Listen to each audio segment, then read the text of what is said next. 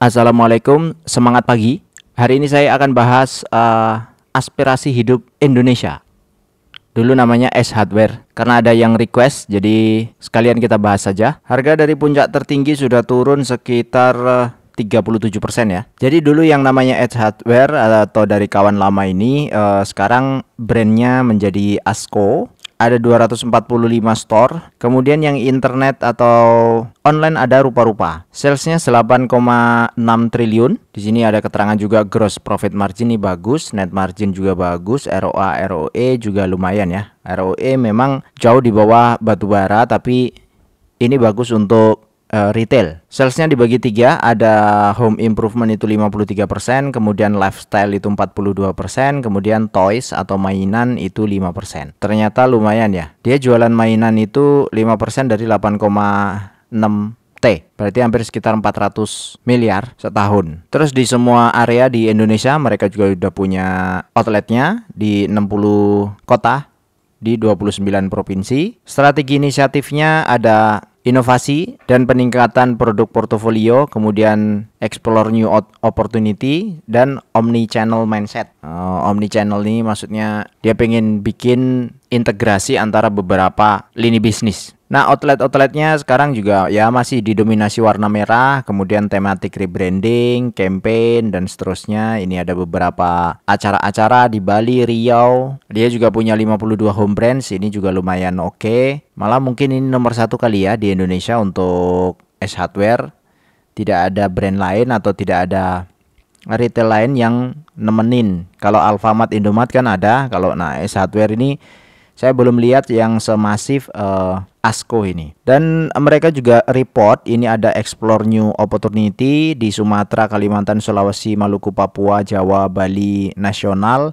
Itu ada GDP growth ya by region. Sebenarnya kalau ngelihat di Sulawesi ini lumayan gede ya, 6%, 6%, 7%. Maluku, Papua ini juga lumayan besar. Jadi kemungkinan ini gara-gara ada industrialisasi di bidang pertambangan, sehingga mungkin ini jadi value juga untuk ASKO untuk ngelihat di sana perlu dibuka outlet atau tidak. Dan ini SSG, same sales growth, ini di Jawa sudah 2 tahun berturut-turut ini double digit, 12% dan 11%. Cuma mempertahankan pertumbuhan double digit itu memang nggak mudah, jadi kita nggak harus terlalu banyak berharap di situ. Ini juga ada omni channel mindset, ada offline store, mobile apps, kemudian marketplace, e-commerce website, dan macam-macam. Tapi sepertinya memang tidak terlalu banyak ya. Ini hanya 11% sales contributionnya dari total. Jadi masih yang didominasi atau 89% itu dari offline. Kemudian dari sisi operasional ini cukup bagus perkembangannya di luar Jawa. Jadi sharesnya 36%, 45% ini di Jawa tapi di luar Jakarta 19%. Kalau ngelihat ini bukan turun, tapi karena kecepatan growth-nya itu yang berbeda. Ini kalau saya besarin, di Indonesia kira-kira growth-nya sekitar 8,8%, di Jakarta itu growth-nya cuma 5%, sedangkan di luar Jawa growth-nya 11%, dan di luar Jakarta, di Jawa tapi luar Jakarta itu growth-nya 8,6%. Artinya ini ketinggalan seolah-olah di Jakarta sehingga share-nya itu jadi makin turun. Nah, mungkin di Jakarta juga sudah cukup besar ya penetrasi tokonya, sehingga tidak bisa mengharapkan growth yang terlalu besar dari sisi perkembangan toko. Mereka juga mereportkan mengenai jumlah orang yang sudah direkrut memang nambah dari 22, 23, 24 ini ya sekitar 14.500-an. Tapi kalau dirasiokan terhadap sales per employee atau atas jualan dibagi jumlah orang atau jumlah yang bekerja, ini naik terus. Artinya efisiensi terhadap manpowernya itu lumayan bagus dibandingkan dengan sales growth-nya. Jadi satu orang itu punya nominal sales sekitar 588, ini mungkin juta ya. Terus employee coverage-nya juga 43 square meter ini per satu employee. 43 itu berarti seukuran rumah tipe 45 ya. Kalau teman-teman rumahnya tipe 45 yaitu sekitar itulah dalam satu rumah itu dia bisa mengcover sekitar 43 meter square. Kenapa retail itu menghitung seperti ini? Karena ini untuk cara cepatnya supaya kita bisa melihat efisiensi dari seluruh perusahaan. Karena sales per employee ini nggak cuma direct labor, ada indirect juga, ada yang ada di office juga. Jadi kalau terlalu banyak employee-nya, maka rasio-rasio ini akan turun. Kalau rasionya turun, maka efisiensinya juga akan turun. Kalau efisiensinya turun, nanti akan ngefek ke profitabilitas secara jangka panjang. Jadi mereka punya key point yang mereka batasi lah. Di manufaktur juga sama lah, kira-kira mirip seperti ini juga. Ini laporan new store ya, open, ini masih bagus lah daripada dibandingkan LPPF dan RALS kan. Tokonya banyak yang tutup, kalau ini tokonya malah banyak yang buka. Ini promosi-promosi, kemudian new product dan financial update. Nah, di financial update ini saya menemukan antara apa yang tertulis di sini dengan laporan keuangan itu agak berbeda, teman-teman. Nah, mungkin yang benar itu adalah yang di sini ya.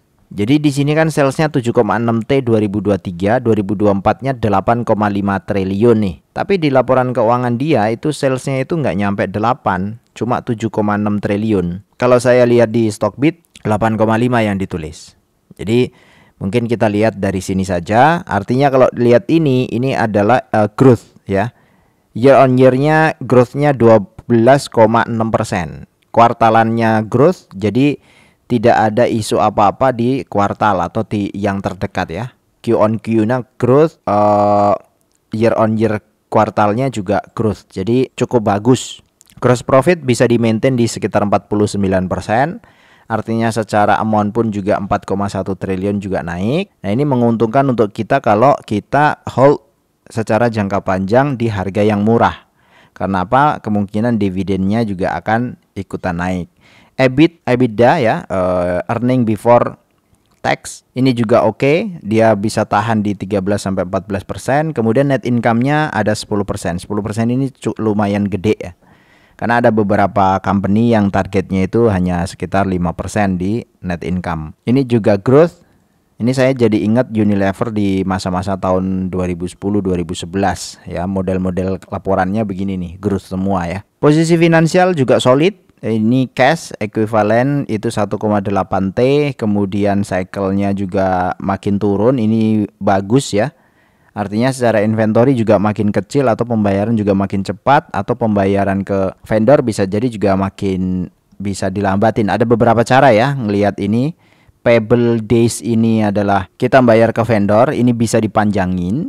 Kemudian receivable days ini adalah pembayaran dari customer, ini bisa dipendekin. Makin cepat customer bayar ke kita itu makin bagus cycle days-nya. Kemudian inventory makin kecil. Ya, inventory makin kecil, biasanya inventory 2 bulan stok menjadi 1 bulan stok, maka cash-nya pun yang di conversion cycle ini juga makin pendek. Nah, kalau ngomong 240 ini berarti sekitar 1 tahun sebenarnya. Tapi biasanya days-nya itu adalah days kalender kerja. Jadi kalau kalender kerja 360 ya berarti 240 kira-kira sekitar berapa tuh? 10 bulan lah ya. Dan ini lumayan tinggi sih. Ya karena mungkin distribusinya dia juga jauh-jauh. Jadi dari pertama impor ya, mestinya impor mereka. Gudang diimpor itu paling tidak minimal 3 bulan dia punya stok. Kemudian distribusi dari misalnya Jakarta, Surabaya, ketika mengimpor didistribusi ke seluruh Indonesia itu juga punya stok di jalan, stok di gudangnya di masing-masing provinsi, lalu stok di store. Jadi memang panjang. Oke, ini adalah secara laporan. Jadi di sisi laporan memang cukup bagus. Nah, kita tinggal masuk ke orang-orang yang ada di dalamnya ya. Struktur organisasi. Ini ada Pak Kuncoro Wibisono, ini brandnya Crisbo. Katanya sih salah satunya adalah singkatan dari namanya beliau. Dan komisaris banyak Letnan Jenderal Purnawirawan ya. Ada TNI, ada Polri, ya mestinya aman-aman aja. Kemudian pemegang saham dimiliki oleh kawan lama, dan kalau dilihat dari share itu ownershipnya 60% itu adalah kawan lama, kemudian masyarakat atau publik sekitar 39,99%. Yang lainnya ada Pak Soeharno, Ini kecil-kecil ya, Gregory Sugiono, Kunchoro Wibowo, Teresa ini kecil-kecil, hanya sekitar 1,2 juta lembar. Kemudian ini Pak Kunchoro Wibowo juga cuma 100.000 lembar. Ini kayaknya syarat aja sih. Nah, dari sisi pemegang saham atau dari sisi manajemen, rasanya tidak ada yang perlu dikhawatirkan dalam waktu dekat, karena menurut saya ini kayaknya juga manajemennya manajemen lama. Saya nggak terlalu mengamati dari sisi lamanya dia bekerja. Nah, ini komposisi revenue tadi udah ya. Perbaikan rumah tangga ini sudah. Penjualan, nah ini penjualan yang tadi saya bilang. Penjualan ikutin yang data ini sih sebenarnya. Oke, untuk kesimpulan akhir di Ases itu kira-kira kalau dia punya earning per share 52, dividen payout ratio historis itu 74%. Tapi kalau ngelihat di laporan terakhir minimum katanya 50%. Jadi kalau ini kita simulasi 50%, maka yield dividennya di harga sekarang 520 itu posisinya hanya 5% dia punya yield dividen. Tapi kalau melihat seperti sebelumnya, mungkin ini kayaknya tahun lalu atau tahun sebelumnya ya. Nah, ini kira-kira di 7,4. Ini lumayan. Tapi kalau dibandingkan dengan yang lain, yang di barang baku ada CLPI. CLPI udah bagi belum ya? Saya lupa, bentar. CLPI belum bagi, tapi harganya sudah naik lumayan signifikan. Nah, kalau lihat dia punya earning per share-nya 183. Kemudian dividen payout rasionya 52. CLPI lumayan gede ya, 81%. Di harga sekarang, walaupun ini harganya sudah naik nih 1175 ya, udah di ujung nih, udah di pucuk. Ya ada potensi dia bagi dividen sekitar 8,1 nanti di bulan Juli. Terus kalau dilihat dari dividen payout 2023 yang 33, kemudian tahun ini misalnya nanti dia bagi 38 di Ases, rasanya ini bagus ya, growth-nya bagus, artinya 5/33 itu kira-kira growth dividennya 15% per tahun. Jadi ini menarik kalau nanti tahun depan juga growth lagi ya, dengan harga misalnya kita ngambil di harga sekarang, kemudian di tahun depan growth lagi 15%. Ya berarti uang kita itu akan menghasilkan lebih banyak lagi, nanti dividennya akan lebih banyak. Itu kalau mau dipegang secara jangka panjang, karena posisi bisnisnya pun seperti tadi di report itu kondisinya growth terus, dan bahkan yang di Jawa itu double digit. Itu yang perlu kita cermati, dan di luar Jawa juga double digit.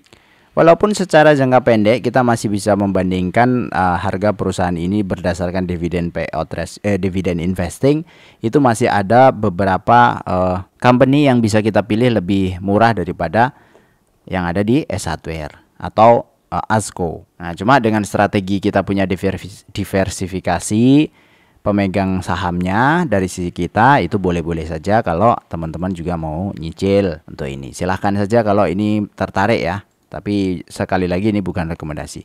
Saya pikir itu dari saya. Terima kasih, semoga bermanfaat. Kalau ada request lain silahkan di komen saja. Wassalamualaikum warahmatullahi wabarakatuh.